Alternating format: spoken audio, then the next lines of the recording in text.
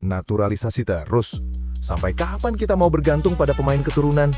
Pertanyaan ini sering banget muncul di kolom komentar setiap kali timnas Indonesia berlaga.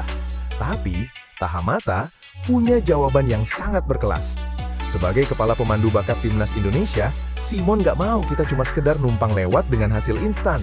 Dia punya misi yang jauh lebih besar, yaitu menghidupkan kembali macan lokal dari tidur panjangnya. Apa sebenarnya rencana besar Simon buat masa depan Garuda? Simak sampai habis, karena ini bukan cuma soal bola, tapi soal harga diri bangsa. Buat kalian yang belum tahu, Simon Tahamata bukan orang sembarangan. Dia adalah legenda hidup Ajax Amsterdam yang darahnya 100% Indonesia. Sekarang, dia pulang bukan buat liburan atau sekedar bernostalgia, tapi buat jadi juru selamat talenta muda kita. Simon menegaskan bahwa fondasi sepak bola itu bukan di liga profesional, tapi di pembinaan usia muda.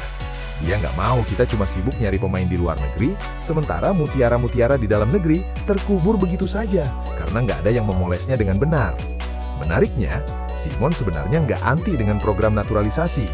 Dia justru meminta para pemain keturunan yang ada sekarang untuk memberikan contoh positif dan menularkan ilmu Eropa mereka kepada pemain lokal.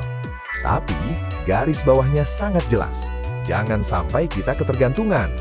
Simon melihat Indonesia itu adalah gudangnya talenta. Dari Sabang sampai Merauke, banyak anak-anak yang punya skill dewa, tapi minim arahan dan fasilitas.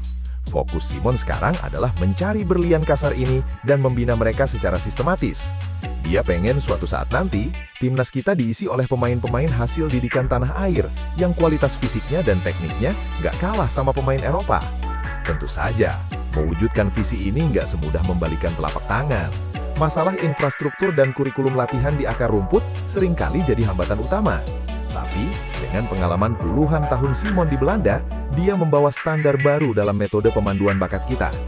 Dia sangat percaya, kalau kita serius membina talenta lokal sejak umur 10 atau 12 tahun, maka dalam 5-10 tahun ke depan, kita nggak perlu pusing lagi mikirin proses perpindahan federasi pemain dari luar negeri. Kita bakal punya pabrik pemain sendiri yang siap tempur di kancah dunia tanpa harus terus-menerus menengok keluar.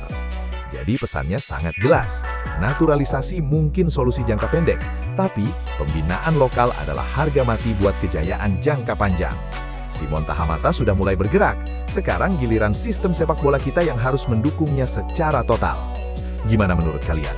Apakah kalian setuju dengan visi Coach Simon yang lebih fokus ke talenta lokal?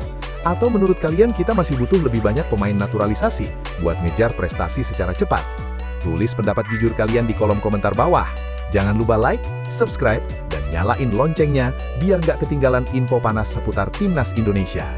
Gue pamit, Garuda di dadaku.